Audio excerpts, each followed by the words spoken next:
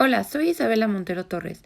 En este video abarcaré las lecturas que corresponden a la sesión número 14, denominada Jesús e Israel, crucifixión y descenso a los infiernos. El primer texto es del Catecismo de la Iglesia Católica y se titula Crucifixión de Jesús. Las tres ideas principales del texto son las siguientes. Todos los pecadores fueron los autores de la pasión de Cristo. Segunda idea, el sacrificio de Jesús por los pecados del mundo entero es la expresión de su comunión de amor con el Padre.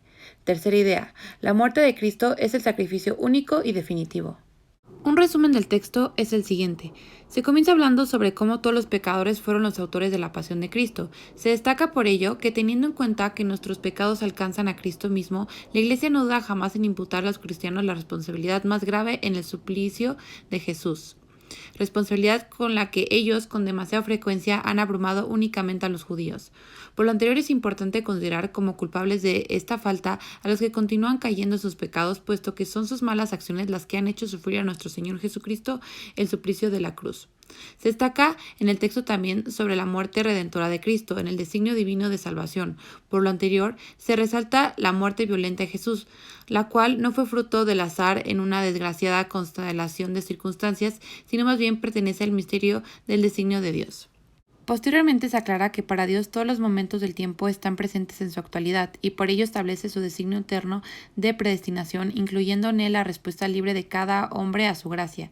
Más adelante se aclara que este designio divino de salvación a través de la muerte del siervo el justo había sido anunciado antes en la Escritura como un misterio de redención universal, es decir, de rescate que libera a los hombres de la esclavitud del pecado. Por lo anterior se entiende que la muerte redentora de Jesús cumple en particular la profecía del siervo doliente. Esto permite entender que Jesús mismo presentó el sentido de su vida y de su muerte a la luz del siervo doliente. En el siguiente apartado del texto se señala sobre los pecados de los hombres, los cuales son consecuencia del pecado original, estando por lo tanto sancionados con la muerte. Pero esto no ocurrió gracias a que Dios envió a su propio Hijo en la condición de esclavo. Se aclara por lo anterior que en el amor redentor que unía a Jesús siempre al Padre nos asumió desde el alejamiento con relación a Dios por nuestro pecado. Por ello es que al haber hecho a Jesús solidario con nosotros pecadores, Dios lo entregó por todos nosotros para que así fuéramos reconciliados con Dios por la muerte de su Hijo. Con respecto al anterior se llega a comprender que al entregar a su Hijo por nuestros pecados, Dios manifiesta que su designio sobre nosotros es un designio de amor benevolente que precede a todo mérito por nuestra parte. Lo anterior muestra que la prueba de que Dios nos ama es precisamente que Cristo, siendo nosotros todavía pecadores, murió por nosotros. Más adelante se aclara un aspecto importante sobre el Hijo de Dios, el ser quien baja del cielo no para hacer su voluntad, sino la del Padre que le ha enviado. Finalmente, es importante señalar que Jesús, al aceptar en su corazón humano el amor del Padre hacia los hombres, los amó hasta el extremo. Esto último conlleva al último tema, la muerte de Cristo, que es el sacrificio único y definitivo. La muerte de Cristo es a la vez el sacrificio pascual que lleva a cabo la redención definitiva de los hombres por medio de Jesús, que quita el pecado del mundo, y el sacrificio de la nueva alianza que devuelve al hombre a la comunión con Dios, reconciliándolo con Él. Este sacrificio de Cristo es único, da plenitud y sobrepasa a todos los sacrificios. El segundo texto es del Catecismo de la Iglesia Católica y se titula Descenso a los infiernos. Las tres ideas principales del texto son las siguientes. Primera idea, Jesús conoció la muerte, por ello descendió como Salvador proclamando la buena nueva a los espíritus que estaban allí detenidos. Segunda idea, Jesús no bajó a los infiernos para liberar a los condenados, sino para liberar a los justos que le habían precedido. Tercera idea, el descenso a los infiernos es el pleno cumplimiento del anuncio evangélico de la salvación.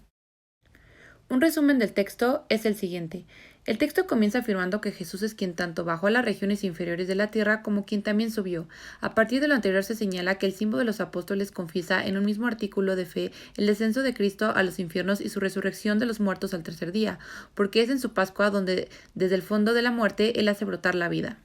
Posteriormente se presupone respecto a las frecuentes afirmaciones del Nuevo Testamento, según las cuales Jesús resucitó de entre los muertos, que antes de la resurrección permaneció en la morada de los muertos, lo cual es relevante porque es el primer sentido que dio la predicación apostólica al descenso de Jesús a los infiernos.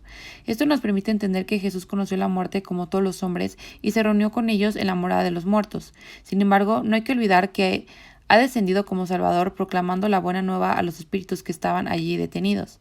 Posteriormente se afirma que la Escritura llama infiernos, Sheol o Hades, a la morada de los muertos donde bajó Cristo después de muerto, porque los que se encontraban allí estaban privados de la visión de Dios. Una importante apreciación que se hace es que Jesús no bajó a los infiernos para liberar a los condenados, ni para destruir el infierno de la condenación, sino para liberar a los justos que le habían precedido. Por lo anterior, se entiende que el descenso a los infiernos es el pleno cumplimiento del anuncio evangélico de la salvación. Es la última fase de la misión mesiánica de Jesús, fase condensada en el tiempo, pero inmensamente amplia en su significado real de extensión de la obra redentora a todos los hombres de todos los tiempos y de todos los lugares, porque todos los que se salvan se hacen partícipes de la redención.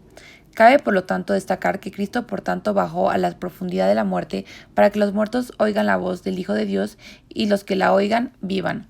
Jesús, el príncipe de la vida, aniquiló mediante la muerte al señor de la muerte, es decir, al diablo, y libertó a cuantos por temor a la muerte estaban de por vida sometidos a la esclavitud.